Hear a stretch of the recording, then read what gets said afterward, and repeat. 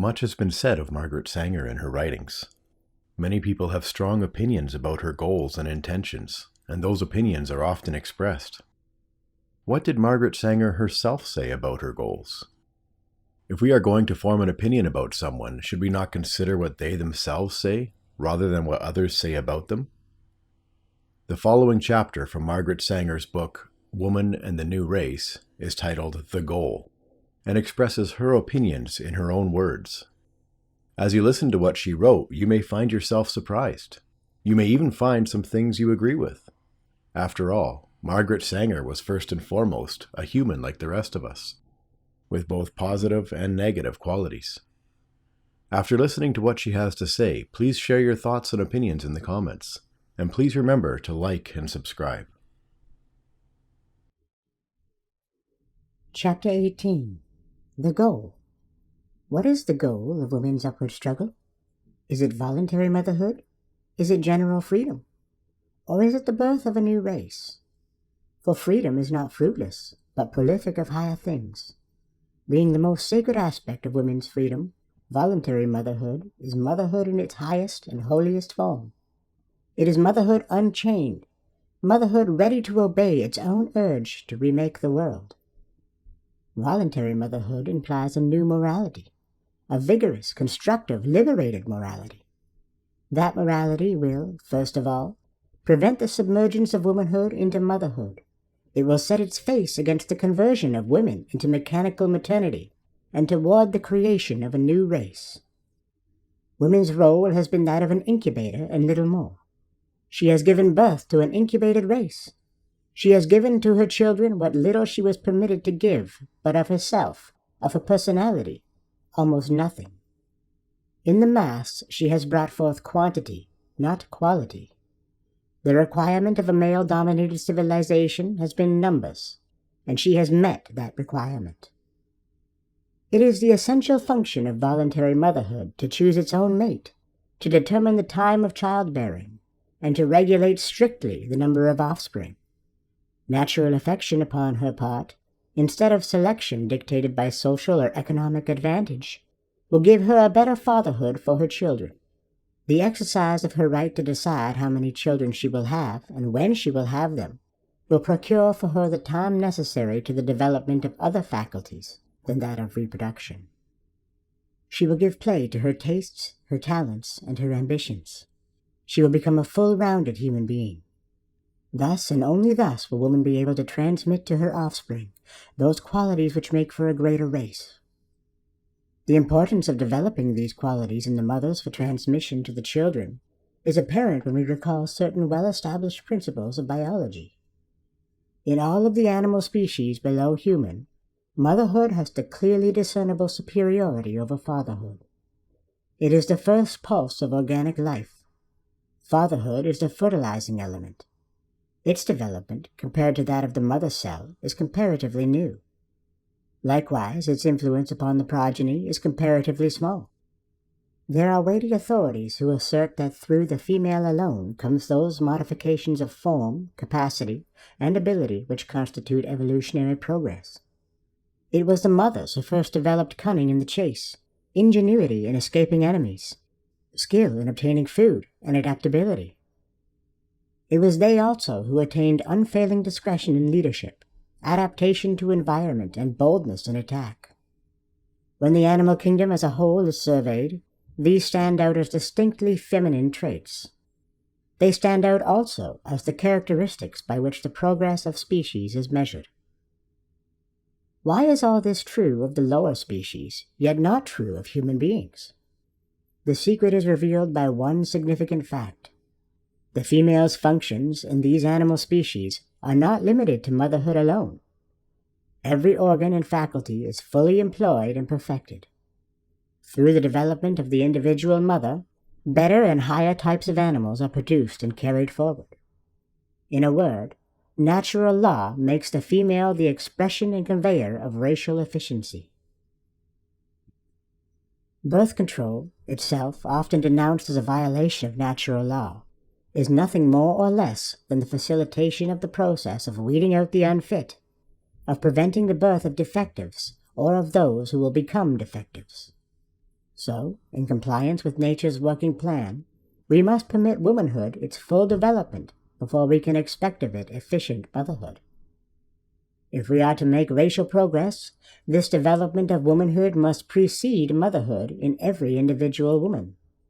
Then and only then can the mother cease to be an incubator and be a mother indeed. Then only can she transmit to her sons and daughters the qualities which make strong individuals, and collectively a strong race. Voluntary motherhood also implies the right of marriage without maternity. Two utterly different functions are developed in the two relationships. In order to give the mate relationship its full and free play, it is necessary that no woman should be a mother against her will. There are other reasons, of course, reasons more frequently emphasized, but the reason just mentioned should never be overlooked. It is as important to the race as to the woman, for through it is developed that high love impulse which, conveyed to the child, attunes and perfects its being. Marriage, quite aside from parentage, also gives two people invaluable experience. When parentage follows in its proper time, it is a better parentage, because of the mutual adjustment and development, because of the knowledge thus gained. Few couples are fitted to understand the sacred mystery of child life until they have solved some of the problems arising out of their own love lives. Maternal love, which usually follows upon a happy, satisfying mate love, becomes a strong and urgent craving. It then exists for the two powerful creative functions. First for its own sake, and then for the sake of further enriching the conjugal relationship. It is from such soil that the new life should spring. It is the inherent right of the new life to have its inception in such physical grounds, in such spiritual atmosphere. The child thus born is indeed a flower of love and tremendous joy. It has within it the seeds of courage and of power. This child will have the greatest strength to surmount hardships, to withstand tyrannies, to set still higher the mark of human achievement. Shall we pause here to speak again of the rights of womanhood, in itself and of itself, to be absolutely free? We have talked of this right so much in these pages, only to learn that in the end a free womanhood turns of its own desire to a free and happy motherhood. A motherhood which does not submerge the woman, but which is enriched because she is unsubmerged. When we voice, then, the necessity of setting the feminine spirit utterly and absolutely free, thought turns naturally not to the rights of the woman, nor indeed of the mother, but to the rights of the child, of all children in the world. For this is the miracle of free womanhood, that in its freedom it becomes the race mother and opens its heart in fruitful affection for humanity. How narrow, how pitifully punny has become motherhood in its chains. The modern motherhood enfolds one or two adoring children of its own blood and cherishes, protects, and loves them. It does not reach out to all children. When motherhood is a high privilege, not a sordid, slavish requirement, it will encircle all. Its deep, passionate intensity will overflow the limits of blood relationship. Its beauty will shine upon all, for its beauty is of the soul, whose power of enfoldment is unbounded. When motherhood becomes the fruit of a deep yearning, not the result of ignorance or accident, its children will become the foundation of a new race. There will be no killing of babies in the womb by abortion, nor through neglect in foundling homes, nor will there be infanticide. Neither will children die by inches in mills and factories. No man will dare to break a child's life upon the wheel of toil. Voluntary motherhood will not be passive, resigned, or weak. Out of its craving will come forth a fierceness of love for its fruits that will make such men as remain unawakened stand aghast at its fury when offended. The tigress is less terrible in defense of her offspring than will be the human mother. The daughters of such women will not be given over to injustice and to prostitution. The sons will not perish in industry, nor upon the battlefield. Nor could they meet these all too common fates if an undaunted motherhood were there to defend. Childhood and youth will be too valuable in the eyes of society to waste them in murderous mills of blind greed and hate. This is the dawn. Womanhood shakes off its bondage. It asserts its right to be free. In its freedom, its thoughts turn to the race. Like begets like. We gather perfect fruit from perfect trees. The race is but the amplification of its mother body, the multiplication of flesh habitations, beautified and perfected for souls akin to the mother soul. The relentless efforts of reactionary authority to suppress the message of birth control and of voluntary motherhood are futile.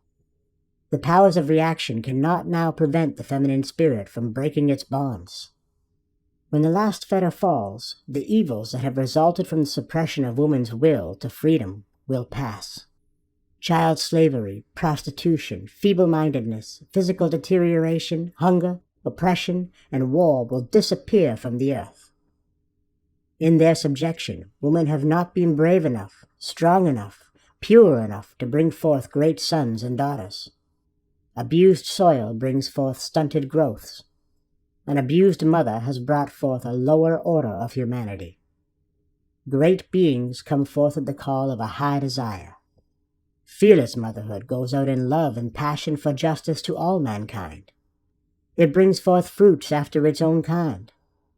When the womb becomes fruitful through the desire of an aspiring love, another Newton will come forth to unlock further secrets of the earth and the stars. There will come a Plato who will be understood, a Socrates who will drink no hemlock, and a Jesus who will not die upon the cross. These and the race that is to be in America await upon a motherhood that is to be sacred because it is free.